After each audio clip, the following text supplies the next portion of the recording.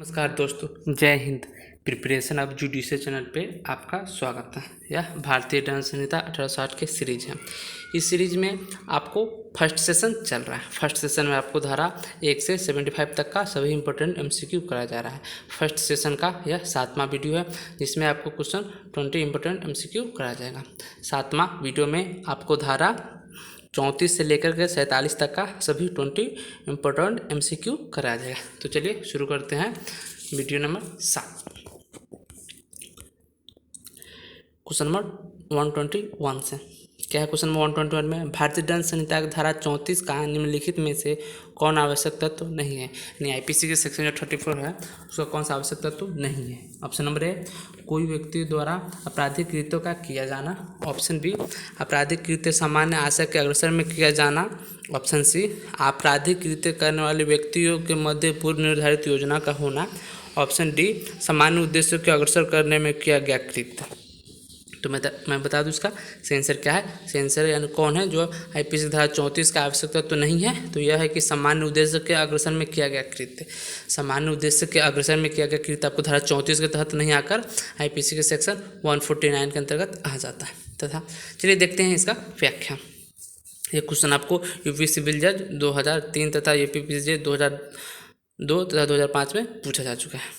Question number 121 का answer हो गया ऑप्शन नंबर डी, यानी सामान्य उद्देश्यों के अग्रसर में किए गया कृत्य आईपीसी धारा 34 का आवश्यकता तो नहीं है। चलिए इसका व्याख्या देखते हैं।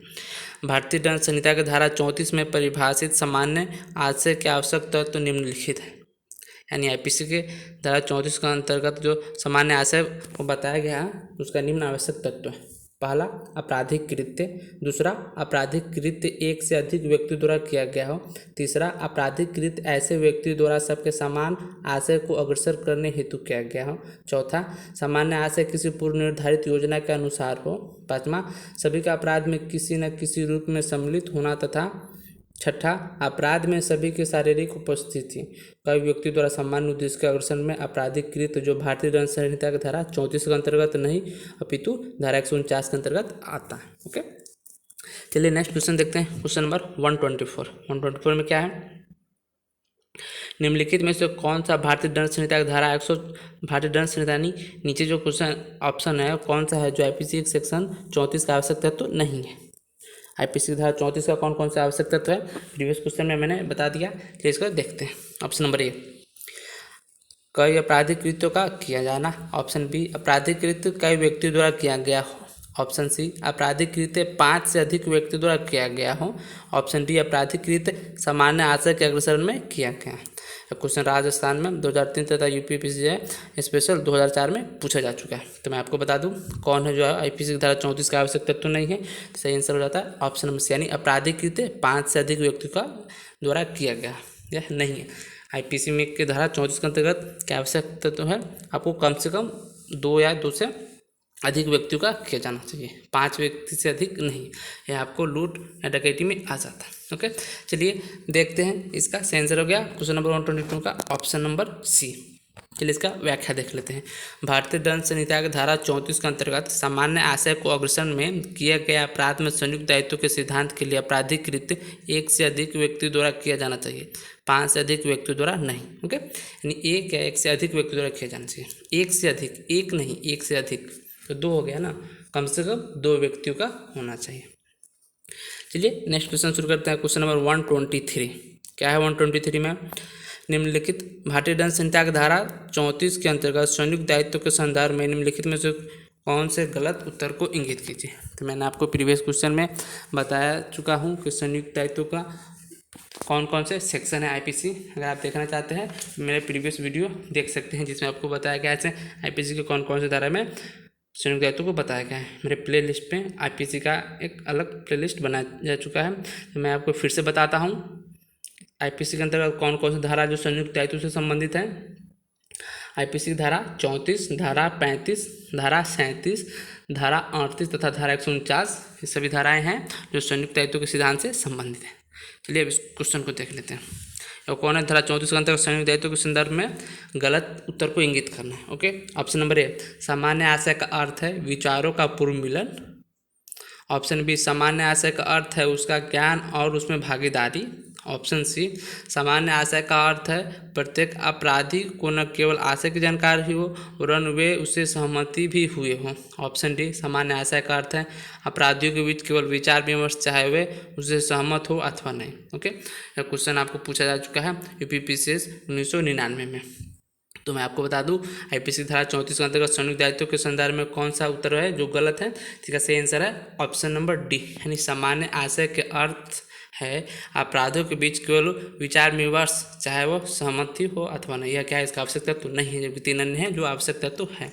ओके, आईपीसी के धारा 34 के अंतर्गत संयुक्त दायित्व हेतु सहमति आवश्यक है। ओके, इसमें केवल बताया सहमत हो अथवा नहीं, सहमत हो अथवा नहीं हो यह आवश्यक तत्व तो नहीं है, जबकि धारा 34 के लिए क्या आवश्यक तत्व है, सहमत होना चाहिए। ओके, यह क्वेश्चन पूछा जा चुका है यूपीपीसीएस 1999 में। चलिए नेक्स्ट क्वेश्चन देखते हैं, क्वेश्चन नंबर 124। इसमें क्या बताया जा रहा है, निम्नलिखित में से कौन सा वाद भारतीय दंड संहिता धारा 34 से संबंधित नहीं है। ओके, नीचे के जो केस बताया गया है कौन से केस आईपीसी धारा 34 से संबंधित नहीं है। मैं आपको बता चुका हूँ प्रीवियस क्वेश्चन में, प्रीवियस वीडियो में आईपीसी की धारा 34 पर कौन कौन से महत्वपूर्ण केस हैं। इसका लिंक आप इस वीडियो के डिस्क्रिप्शन में देख सकते हैं। प्रीवियस वीडियो यानी वीडियो नंबर 6 में मैं बता चुका हूँ। ऑप्शन नंबर ए, महबूब शाह बनाम emperor. Option B, Virendra Kumar Ghosh बनाम एम्परर तथा option C, K M. Nanavati. Option C, K M. Nanavati बनाम मुंबई राज। Option D, J M. देसाई बनाम मुंबई राज। मैं आपको बता दूं आईपीसी की धारा 34 पर कौन सा केस है जो संबंधित नहीं है। इसका सही आंसर हो जाता है ऑप्शन नंबर सी, यानी वीरेंद्र, ऑप्शन के.एम. नानावती बनाम मुंबई राज जो आईपीसी धारा 34 पर नहीं है। अब कौन कौन धारा 34 पे है, महबूब शाह बनाम एम्परर, वीरेंद्र कुमार घोष बनाम एम्परर तथा जे.एम. देसाई बनाम मुंबई राज धारा 34 पर संबंधित है। यह क्वेश्चन यूपी और 2002 तथा राजस्थान 2003 में पूछा जा चुका है। चलिए इसका थोड़ा व्याख्या देख लेते हैं। के.एम. नानावती बनाम मुंबई राज्य के मामला उच्चतम न्यायालय ने गंभीर एवं अचानक प्रकोपन के मामले में कुछ मार्गदर्शक सिद्धांत प्रतिपादित किया है। शेष 3 हैं जो सामान्य आशय धारा आईपीसी धारा 34 से संबंधित है। यानी दूसरे अर्थों में बताया जाए तो के.एम. नानावती बनाम मुंबई राज्य का मामला आपको किससे संबंधित नहीं, सामान्य आशय से संबंधित नहीं है, तो यह किससे संबंधित है, गंभीर एवं अचानक प्रकोपन से संबंधित है। चलिए नेक्स्ट क्वेश्चन शुरू करते हैं। क्वेश्चन नंबर 125, निम्नलिखित में से कौन सा वाद सामान्य आशय पर आधारित संयुक्त दायित्व के सिद्धांत से संबंधित नहीं है। ओके, नीचे जो वाद है 4 उसमें कोई एक केस है जो सामान्य आशय से संबंधित नहीं है। सामान्य आशय कहाँ बताया गया, मैं आपको फिर से बता दूं, सामान्य आशय का आईपीसी धारा 34 में बताया गया। सामान्य आशय, समान आशय नहीं। Okay, option number A, Virendra Kumar Ghosh बनाम emperor. Option B, Mahboob Shah बनाम emperor. Option C, J M. Desai बनाम Bombay Raj. Option D, Rex बनाम गोविंदा। क्वेश्चन उत्तराखंड सिविल जज 2002 में पूछा जा चुका है। तो मैं आपको बता दूं इसका सही आंसर कौन है, यानी कौन सा है जो सामान्य आशय पर संयुक्त दायित्व से सिद्धांत से संबंधित नहीं है। इसका सही आंसर हो जाता है ऑप्शन नंबर डी, यानी रेक्स बनाम गोविंदा के बाद इससे संबंधित नहीं है। यह क्वेश्चन आपको उत्तराखंड सिविल जज 2002 में पूछा जा चुका है। यानी 3 अन्य जो वाद हैं, वीरेंद्र कुमार घोष बनाम एम्परर, महबूब शाह बनाम एम्परर, जे.एम. देसाई बनाम बम्बई राज, ये सभी वाद आपको सामान्य आशय पर आधारित संयुक्त दायित्व से संबंधित हैं, जबकि रेक्स बनाम गोविंदा का वाद इससे संबंधित नहीं है। तो रेक्स बनाम गोविंदा के वाद में आपराधिक मानववाद तथा हत्या के बीच अंतर को स्पष्ट किया गया। ओके, जबकि 3 अन्य जो वादे हैं किससे संबंधित है, सामान्य आशय पर आधारित संयुक्त दायित्व के सिद्धांत से संबंधित हैं। चलिए नेक्स्ट क्वेश्चन शुरू करते हैं। क्वेश्चन नंबर 126, निम्नलिखित वाद में से कौन से सामान्य आशय से संबंधित है। ओके, तो सामान्य आशय से कौन से वाद संबंधित है। ऑप्शन नंबर ए, महबूब शाह बनाम emperor. Option B, Virendra Kumar Ghosh बनाम एम्परर। ऑप्शन डी, डीपीपी बनाम बियड। ऑप्शन चौथा क्या है, श्रीकांतिया बनाम बम्बई राज। ओके, नीचे दिए कूटों की सहायता से सही उत्तर को चुना है। इसमें जो केस बताया गया कौन है जो सामान्य आशय से संबंधित है, इसे देख लेते हैं। ऑप्शन नंबर ए क्या बता रहे, ए 1, 2 और 3। ऑप्शन बी 1, 2 और 4। ऑप्शन सी 2, 3 और 4। Option D 1, 3, 4। तो मैं आपको बता दूं कौन कौन से केस है जो आपको सामान्य आशय से संबंधित हैं। सामान्य आशय से संबंधित केस हो गया आपको महबूब शाह बनाम एम्परर, यानी नंबर 1 हो गया, तथा आपको वीरेंद्र कुमार घोष बनाम एम्परर, यह भी हो गया, यानी नंबर 2 हो गया जो सामान्य आशय से संबंधित है। एंड आपको हो गया श्रीकांतिया बनाम बम्बई राज, ये किससे संबंधित है, वो सामान्य आशय से संबंधित हैं। ओके, जबकि आपको डीपीपी बनाम बीएड का वार्ड किससे संबंधित है, यह मतता से संबंधित है, सामान्य आशय से नहीं संबंधित है। मतता आपको आईपीसी की धारा 85 में बताया गया। चलिए इसका व्याख्या देख लेते हैं। ओके, भारतीय दंड संहिता की धारा आईपीसी की धारा 34 के अंतर्गत सामान्य आशय से संबंधित निम्नलिखित बात है। पहला, महबूब शाह बनाम एम्परर। दूसरा, वीरेंद्र कुमार घोष बनाम एम्परर। तीसरा, श्री कांतिया बनाम बम्बई राज। जबकि डीपीपी बनाम बीएड का वाद आईपीसी की धारा 85 के अंतर्गत मतता से संबंधित वाद है। चलिए नेक्स्ट क्वेश्चन नंबर 127। निम्नलिखित में से कौन सा वाद सामान्य आशय के सिद्धांत से संबंधित नहीं है। ऑप्शन ए, ऋषिदेव पांडे बनाम state of UP. Option B, R बनाम Tolson. Option C, Mahboob Shah बनाम emperor. Option D, Virendra Kumar Ghosh बनाम एम्परर। यह क्वेश्चन यूपीपीसीएस 2001 में पूछा जा चुका है। मैं आपको बता दूं कौन सा वाद जो सामान्य आशय के सिद्धांत से संबंधित नहीं है। इसका सही आंसर हो जाता है ऑप्शन नंबर बी, यानी आर बनाम टालसन का वाद सामान्य आशय से संबंधित नहीं है। जबकि 3 अन्य हैं जो संबंधित है, जैसे ऋषिदेव पांडे बनाम स्टेट ऑफ यूपी, महबूब शाह बनाम एम्परर, वीरेंद्र कुमार घोष बनाम एम्परर। ये सभी वादे हैं जो सामान्य आशय के सिद्धांत से संबंधित हैं, जबकि आर बनाम टालसन का वाद इससे संबंधित नहीं है। यह क्वेश्चन यूपीपीसीएस 2001 तथा एमपी सिविल जज 1986 में पूछा जा चुका है। चलिए इसका व्याख्या देख लेते हैं। ऋषिदेव पांडे बनाम स्टेट ऑफ यूपी, महबूब शाह बनाम एम्परर तथा वीरेंद्र कुमार घोष बनाम एम्परर का वाद सामान्य आशय के सिद्धांत से संबंधित है, जबकि आर बनाम टालसन का वाद आपराधिक मनोस्थिति एवं सांविधिक अपराध से संबंधित है। चलिए नेक्स्ट क्वेश्चन देखते हैं। क्वेश्चन नंबर 128 क्या है। 128 में सूची 1 को सूची 2 से सम्मिलित करना है तथा नीचे दिए गए कोड की सहायता से सही उत्तर को सेलेक्ट करना है। चलिए देखते हैं क्या है सूची। यह है सूची।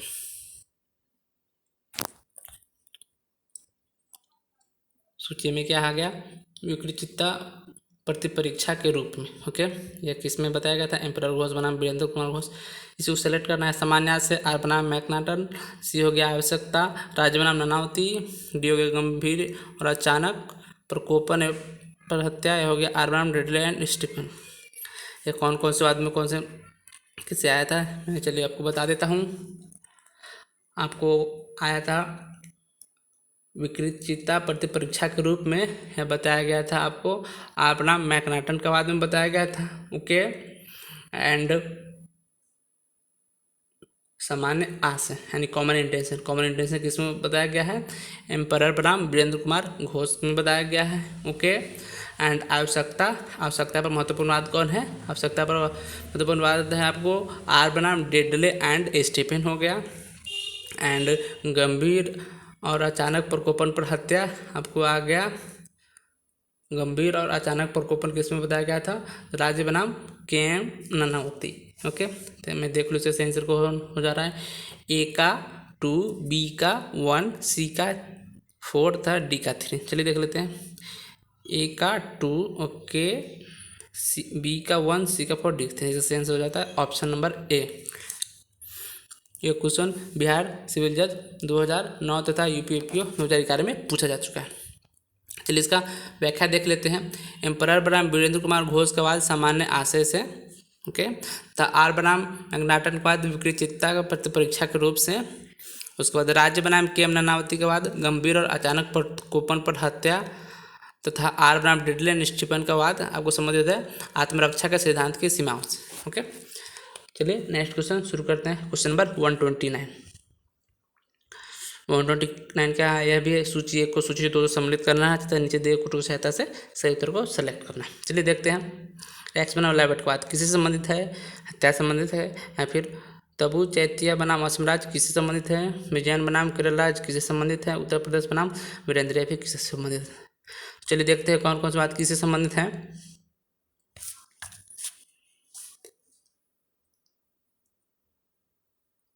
रैक्स बनाम लैबेट का वाद, लैबेट के बाद आपको संबंधित हो गया, किससे संबंधित हो गया, लैक्स बनाम लैबेट के बाद हो गया आपको तथ्य की भूल से संबंधित हो गया। ओके, तथा तबू चैतिया बनाम असम राज्य आपको किससे संबंधित हो गया, आपको चित्त विकृति से संबंधित हो गया, तथा आपको विजय बनाम केरल राज्य आपराधिक षड्यंत्र से संबंधित हो गया।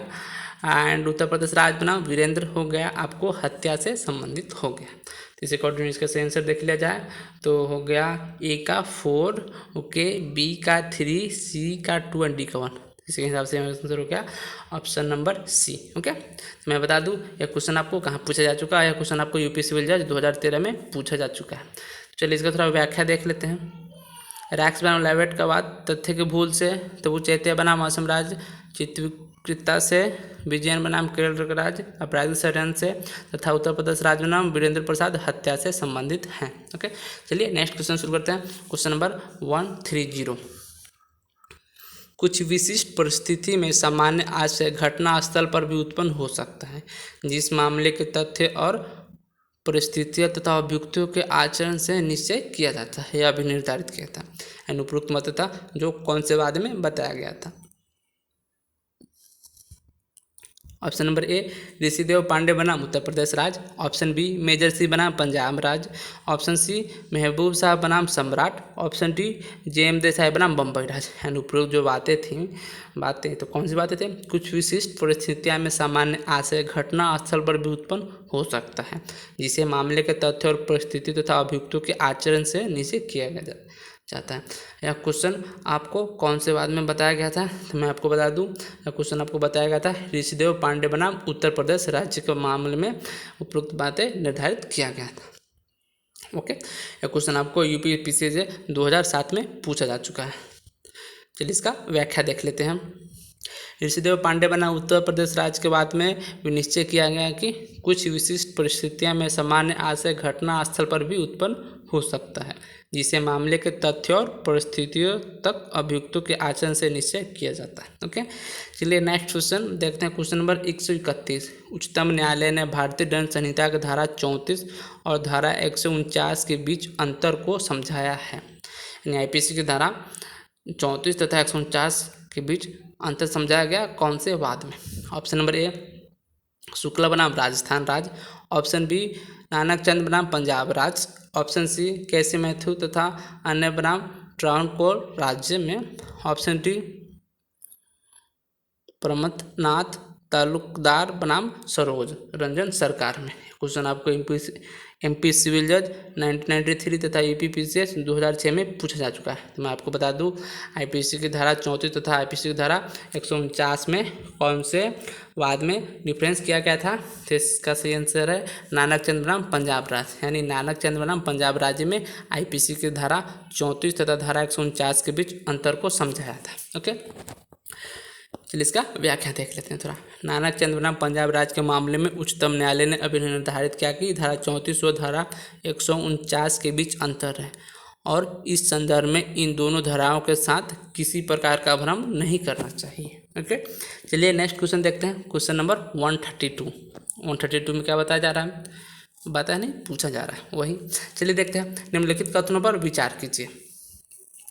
क्या है पहला कथन? भारतीय दंड संहिता की धारा 34 में 2 व्यक्ति अपेक्षित है जबकि भारतीय दंड संहिता की धारा 149 में 5 व्यक्ति अपेक्षित है। ओके, दूसरा, भारतीय दंड संहिता यानी आईपीसी की धारा 34 में सामान्य आशय की अपेक्षा है जबकि आईपीसी की धारा 149 दोनों में पूर्व सहमति की अपेक्षा है। ओके, तीसरा क्या है? तीसरा हो गया आईपीसी की धारा 34 तथा 149 दोनों में पूर्व सहमति की अपेक्षा है। चौथा, भारतीय दंड संहिता की धारा 34 तथा भारतीय दंड संहिता की धारा 149 दोनों विनिर्दिष्ट अपराध का सृजन करती है। ओके, तो मैं बता दूं क्या है उपरोक्त कथनों में से कौन कौन से कथन सही है? ऑप्शन नंबर ए 1 और 3 सही है, ऑप्शन बी 2 और 3 सही है, ऑप्शन सी 1 और 2 सही है तथा ऑप्शन डी 2 और 4 सही है। तो मैं आपको बता दूं उपरोक्त में से कौन कौन से बातें हैं जो सही है। तो कौन कौन सा सही हो गया? आपको सही हो गया है यानी भारतीय दंड संहिता के धारा 34 में 2 व्यक्ति अपेक्षित है जबकि भारतीय दंड संहिता की धारा 149 में 5 व्यक्ति अपेक्षित है। यह क्या है? सही हो गया। ओके, तो पहला नंबर सही हो गया। ओके, एंड भारतीय दंड संहिता की धारा 34 सामान्य आशय की अपेक्षा करता है जबकि आईपीसी की धारा 149 दोनों में पूर्व सहमति की अपेक्षा करता है। इसके साथ साथ ये भी सही है। ओके, एंड देख लेते हैं नेक्स्ट तीसरा में क्या है। भारतीय दंड संहिता धारा 34 तथा 149 दोनों में पूर्व सहमति की अपेक्षा होती है, या गलत है, पूर्व सहमति की दोनों में अपेक्षा नहीं होती है। ओके, नेक्स्ट क्या है, आईपीसी की धारा 34 तथा आईपीसी की धारा 149 दोनों निर्दिष्ट अपराध का सृजन करती है, तो यह भी गलत है। तो इसका ऑर्डिंग सही हो गया ऑप्शन नंबर सी, यानी 1 और 2 सही है। यह क्वेश्चन यूपीपीसीएस 1998 में पूछा जा चुका है। ओके, चलिए नेक्स्ट क्वेश्चन देखते हैं। क्वेश्चन नंबर 133, क्या 133 में पूछा जा रहा है, यानी आईपीसी के निम्नलिखित में से कौन सी धारा संयुक्त व आणविक दायित्व से संबंधित नहीं है। ओके, ऑप्शन नंबर ए धारा 34, 35 व 37। ओके, ऑप्शन बी धारा 36, ऑप्शन सी धारा 141, 149, 396 एंड 460, ऑप्शन डी धारा 111, 117 तथा 120 ख। ये कौन कौन सी धारा हैं जो आईपीसी के अकॉर्डिंग संयुक्त व आणविक दायित्व से संबंधित नहीं हैं। ओके, तो मैं आपको बता दूं, यह हो गया आपको धारा 36, धारा 36 है जो कि संबंधित नहीं है। इसके अलावा अन्य सभी धारा हैं जो संयुक्त व आणविक दायित्व के सिद्धांत से संबंधित हैं। ओके, यह क्वेश्चन आपको राजस्थान एपीओ 2011 में पूछा जा चुका है। चलिए इसके व्याख्या के माध्यम से इसे और स्पष्ट करने की कोशिश करते हैं। भारतीय दंड संहिता की धारा 36 संयुक्त व आणविक दायित्व से संबंधित नहीं है। इस धारा के अंतर्गत अंशतः कार्य द्वारा और अंशतः लोप द्वारा कार्य के परिणाम के बारे में उपबंध करता है। शेष धाराएं प्रत्यक्ष और अप्रत्यक्ष संयुक्त व आणविक दायित्व से संबंधित हैं। ओके, हो गया। चलिए नेक्स्ट क्वेश्चन देखते हैं। क्वेश्चन नंबर 134, क्या 134 में पूछा जा रहा है, क अंशतः य को भोजन देने का अवैध रूप से लोप करके और अंशतः य को पीटकर शासय य की मृत्यु कारित करता है। क हत्या का अपराध करता है। भारतीय दंड संहिता के निम्नलिखित में से किस धारा के आधार पर, ओके, किस धारा के आधार पर अपराध है। ऑप्शन ए धारा 36, ऑप्शन बी धारा 37, ओके, ऑप्शन सी धारा 34 तथा ऑप्शन डी धारा 35। तो किस धारा के आधार पर अपराध किया है, तो मैं आपको बता दूं, आपको आईपीसी की धारा 36 के आधार पर यह अपराध किया है। आईपीसी की धारा 36 में क्या बताया गया है, उसमें अंशतः कार्य द्वारा और अंशतः लोप द्वारा कारित परिणामों को बताया गया है। ओके, आईपीसी की धारा 36 में एक इलस्ट्रेशन यानी दृष्टांत है, उसी पर एक क्वेश्चन बेस्ट है। तो मैं बता दूं उसका दृष्टांत क्या है, क अंशतः य को भोजन देने का अवैध रूप से लोप करके और अंशतः य को पीटकर शासय य की मृत्यु कारित करता है।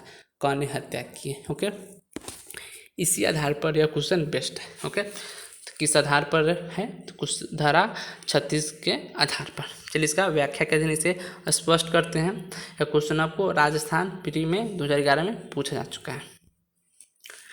उपरोक्त प्रश्न भारतीय दंड संहिता की धारा 36 पर आधारित स्वयं इसी धारा के दृष्टांत है। ओके, धारा 36 के अनुसार जहां किसी कार्य द्वारा या किसी लोप द्वारा किसी परिणाम का कारित किया जाना या उस परिणाम को कारित करने का प्रयत्न करना अपराध है, वहां यह समझा जाता है कि उस परिणाम का अंशतः कार्य द्वारा और अंशतः लोप द्वारा कारित किया जाना वही अपराध है। जबकि धारा 34 में सामान्य आशय, धारा 35 आपराधिक ज्ञान व आशय से किया गया कृत्य, धारा 37 में अपराध में कार्य करने में सहयोग के बारे में उपबंध किया गया। ओके, मैं आपको फिर से बता दूं कौन कौन सी धारा में क्या क्या बातें बताई गई हैं। तो आईपीसी की धारा 36 में क्या बताया गया है, अंशतः कार्य द्वारा और अंशतः लोप द्वारा कारित परिणाम, ये धारा 36 में है।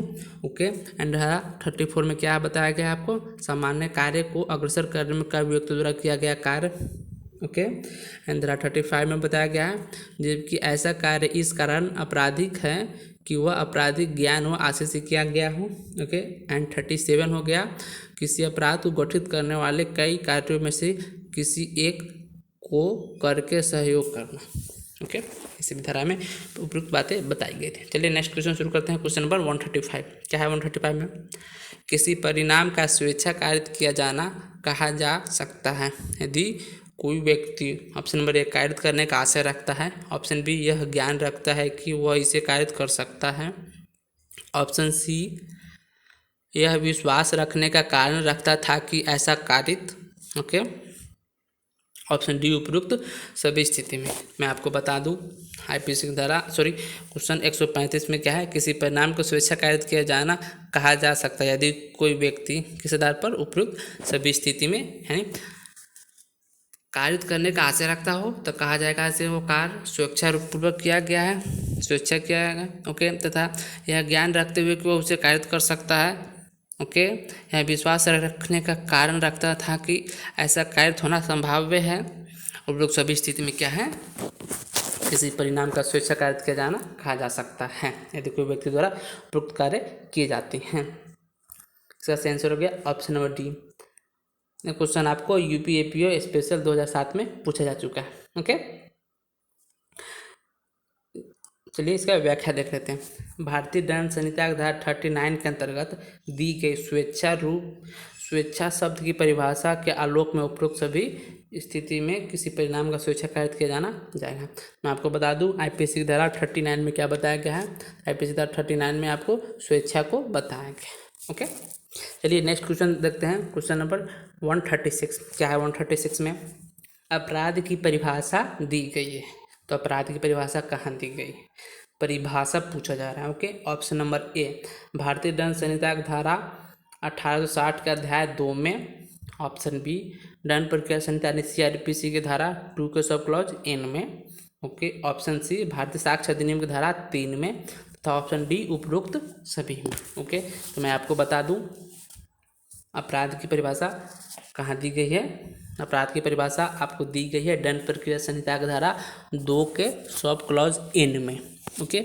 उसमें अपराध की परिभाषा दी गई है, जबकि आईपीसी की धारा 40 में क्या बताया गया है, अपराध को बताया गया है, ओके। तो आईपीसी की धारा 40 में अपराध को बताया गया है, न कि आईपीसी की धारा 40 में अपराध की परिभाषा दी गई, ओके। तथा इसके साथ ही साथ भारतीय साक्ष्य अधिनियम की धारा 3 में भी अपराध को बताया गया कि अपराध के अंतर्गत क्या क्या आ सकता है। अपराध की परिभाषा आईपीसी की धारा 40 में नहीं दिया गया है। आईपीसी जो अध्याय 2 की बात किया जा रहा है, आईपीसी का अध्याय 2 साधारण स्पष्टीकरण यानी जनरल एक्सप्लेनेशन से संबंधित है, यह डिफिनीशन क्लॉज नहीं है। डिफिनीशन क्लॉज क्या है, डिफिनीशन क्लॉज आपको सीआरपीसी की धारा 2 है, ओके। 2 के सब क्लॉज एन यानी 2 के सब क्लॉज एन में बताया गया है अपराध की परिभाषा, ओके।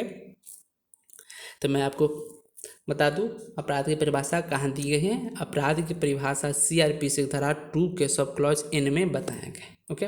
न कि अपराध की परिभाषा अपराध को बताया गया सभी जगह, लेकिन परिभाषा दिया गया है सीआरपीसी की धारा 2 के सब क्लॉज एन में, ओके। तथा इसके साथ साथ मैं कुछ और बता दूं आपको, अपराध को बताया गया है कहाँ बताया गया अपराध को, आपको पशु अत्याचार अधिनियम के धारा 20 में भी अपराध को बताया गया है, ओके ओके। चलिए इसका सही आंसर है 136 का ऑप्शन नंबर बी यानी सीआरपीसी की धारा 2 के सब क्लॉज एन में बताया गया। यह क्वेश्चन राजस्थान एपीओ 2015 तथा एमपी एपीओ 2009 में पूछा जा चुका है। चलिए इसको थोड़ा व्याख्या देख लेते हैं।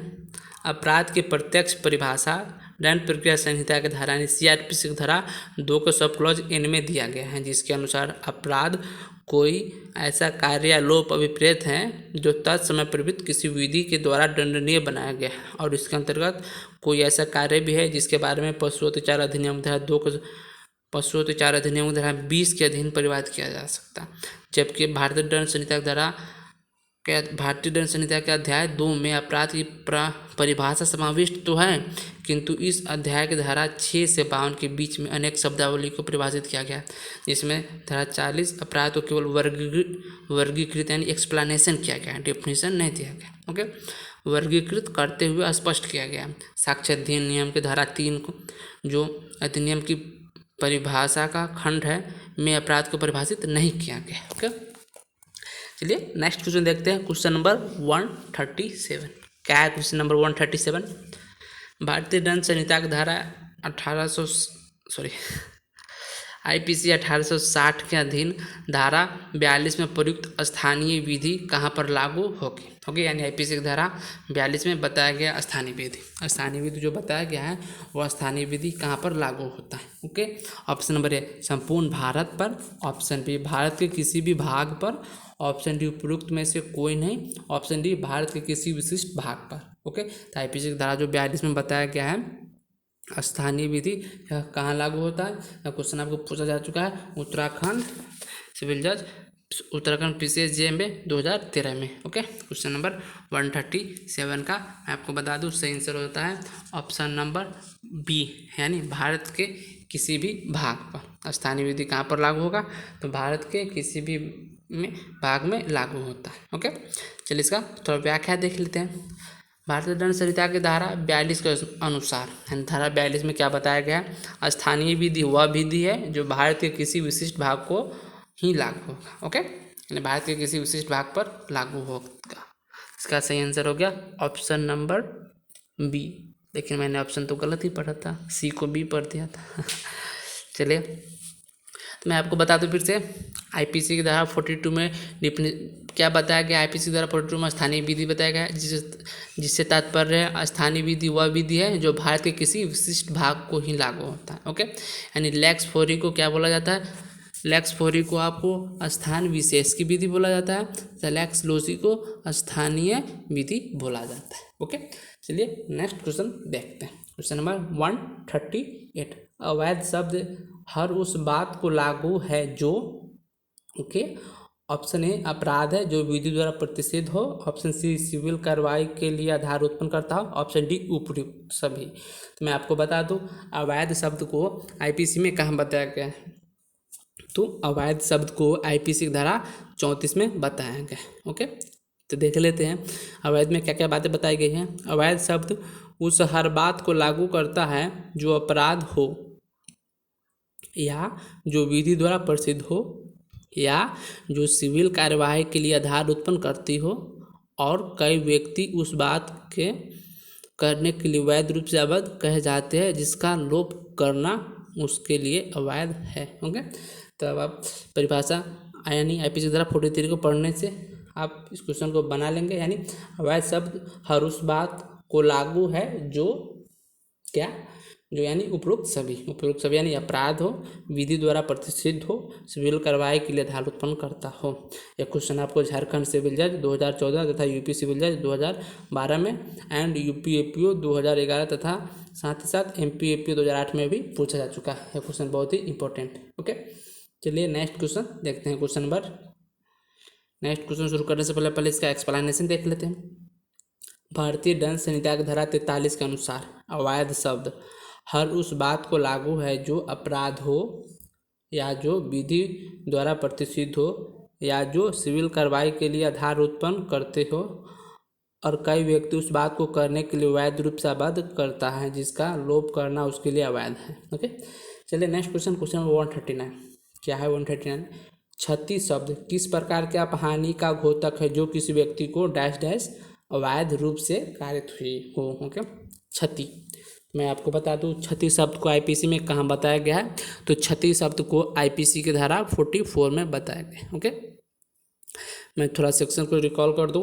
IPC की धारा 40 में क्या बताया गया है? 40 में अपराध बताया गया है, 41 में विशेष विधि, 42 में स्थानीय विधि, 43 में अवैध तथा 44 में क्षति बताया गया है। तो क्षति के अंतर्गत क्या है थोड़ा देख लेते हैं। IPC की धारा 44 के अकॉर्डिंग क्षति शब्द किसी प्रकार की अपहानि का घोतक है जो किसी व्यक्ति के शरीर, मन, ख्याति या संपत्ति को अवैध रूप से कारित हुई हो, सभी क्या है क्षति के अंतर्गत आ जाती है।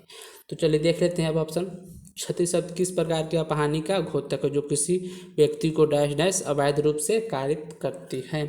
ऑप्शन ए शरीर, ऑप्शन बी ख्याति, ऑप्शन सी संपत्ति, ऑप्शन डी इनमें से सभी। यह क्वेश्चन MP सिविल जज 1986 में पूछा जा चुका है। तो मैं आपको बता दूं इसका सही आंसर क्या है। इसका सही आंसर है ऑप्शन नंबर डी, यानी उपरोक्त सभी। क्षति शब्द के अंतर्गत क्या क्या आ जाता है? शरीर, ख्याति तथा संपत्ति के अवैध रूप से कारित क्षति, सभी क्षति के अंतर्गत आ जाता है। ओके, चलिए नेक्स्ट क्वेश्चन देखते हैं। इस वीडियो का लास्ट क्वेश्चन है, भारतीय दंड संहिता में जीव जंतु शब्द में सम्मिलित नहीं है। ओके, यानी IPC में जीव जंतु शब्द में सम्मिलित नहीं है। क्या सम्मिलित नहीं है? ओके, ऑप्शन नंबर ए हाथी, ऑप्शन बी मानव, ऑप्शन सी मोर, ऑप्शन डी सर्प। यह क्वेश्चन राजस्थान AP 2015 में पूछा जा चुका है। ओके, तो जीव जंतु IPC की धारा किसमें बताया गया, मैं आपको बता दूं, जीव जंतु बताया गया है आपको आईपीसी की धारा 47 में। ओके, जीव जंतु शब्द मानव से भिन्न किसी जीवधारी का घोतक है, उसे जीव जंतु कहते हैं आईपीसी के अकॉर्डिंग, न कि साइंस के अकॉर्डिंग। ओके, आईपीसी की धारा 47 के अकॉर्डिंग। तो आप देख लेते हैं ऑप्शन में क्या बताया गया, जीव जंतु कौन, जीव जंतु शब्द में क्या शामिल नहीं है। ओके, मानव, मोर, हाथी, सर्प, हाथी। तो मैं आपको बता दूं जीव जंतु में आपको मानव शामिल नहीं है। ओके, जबकि हाथी, मोर, सर्प आदि सभी शामिल हैं। ओके, क्वेश्चन नंबर 140 का सही आंसर हो जाता है आपको ऑप्शन नंबर बी।